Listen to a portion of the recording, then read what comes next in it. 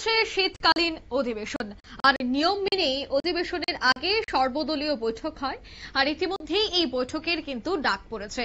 30শে November সর্বদলীয় বৈঠক ডাক দিল কেন্দ্র। অন্যদিকে শীতকালীন অধিবেশন শুরুর আগে বিরোধীদের সাথে আলোচনা হবে মূলত 7টি বিল নিয়ে, কারণ 7টি বিল পেশ করা হতে পারে আর তা নিয়েই হবে এই আলোচনা। বিস্তারিত সেই বিষয়ে জানবো, টেলিফোন লাইনে যুক্ত হয়ে গেছে প্রতিনিধি শেখ মনিরুল। কি জানতে পারছো?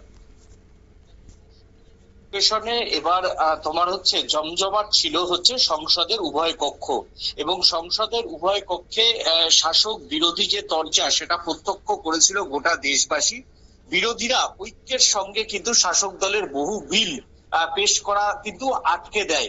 সেই সঙ্গে এই বর্ষাকালীন অধিবেশনে উপরাষ্ট্রপতিকে নিয়ে কি চিত্র হয়েছিল বা যে ছবি উঠে এসেছিল সেটাও কিন্তু প্রত্যেক ভারতবাসী প্রত্যক্ষ করেছে।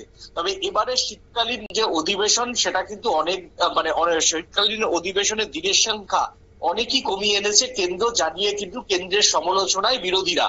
তবে এই যে 1 ডিসেম্বর থেকে যে শীতকালীন অধিবেশন প্রায় 15 দিন ধরে হবে, তাতে যাতে অযথা সময় নষ্ট না হয় এবং শাসক বিরোধীদের সঙ্গে যাতে একটা সুসম্পর্ক রেখে এই তোমার শীতকালীন অধিবেশন চলে, তার জন্য উদ্যোগ দিল কেন্দ্র।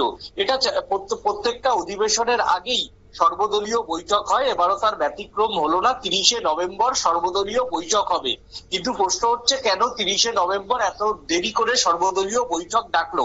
কারণ সর্বদলীয় বৈঠক ডাকলেই প্রথম দিনই যে সর্বসম্মতি ক্রমে সবাই এক সিদ্ধান্ত নিতে পারবে তা নয়।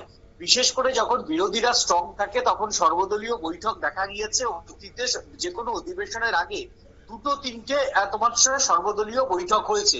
তারপরেও কিন্তু বিভিন্ন ইস্যুতে শাসক এবং বিরোধী দুজনে ভিন্ন মেরুতে তোমার ছিল। তবে একদিনে সর্বদলীয় বৈঠকে যে 7টি বিল কেন্দ্র এবার পেশ করতে পারে, সেই 7টি বিলের হয়তো তারা পূর্বাভাস দেবে এই সর্বদলীয় বৈঠকে। বিরোধীদের সহযোগিতা চাইবে শাসক পক্ষ, যে সর্বদলীয় বৈঠকে কিরেন রিজিজুর নেতৃত্বে এই সর্বদলীয় বৈঠক হবে, এবং সেই সর্বদলীয় বৈঠকে তোমার যাতে শীতকালীন অধিবেশনে সময় নষ্ট না হয়, বিরোধীরা যাতে চিৎকার চেঁচামেচি না করে ডিবেটে অংশগ্রহণ করে, তারই আহ্বান জানাবে। তবে যে 7টি বিল পেশ করার লক্ষ্যমাত্রা বিজেপি নিয়েছে সেটা এবারও করতে পারবে কিনা তা নিয়ে একটা সংশয় রয়েছে। তবে একদিকে রাজনৈতিক মহল একাংশ মনে করছেন বিহারে এনডিএ সরকারের এই যে ধূমকেতুর মতো যে উত্থান হলো, সেই উত্থানে অবশ্যই এনডিএ জোট আরো ঐক্যবদ্ধ তারা থাকবে সংসদে, এবং বিজেপি সাংসদদের বিশেষ করে বডি ল্যাঙ্গুয়েজ এবারে শীতকালীন অধিবেশনে আলাদাই থাকবে। এবং সেই সঙ্গে বিরোধীদের বিশেষ করে রাহুল গান্ধী সহ অন্যান্য বিরোধী দলগুলোকে কিভাবে প্রতিহত করা যায় সেটা কিন্তু বিহারের নির্বাচনের যে ফলাফল সেটাকেই সামনে এনে তারা শীতকালীন অধিবেশনে পাল্টা কিন্তু যদি বিরোধীরা সুর চড়ায় সেটাকে সুর চড়াবে বলে মনে করছেন রাজনৈতিক মহলের একাংশ। একদমই ধন্যবাদ।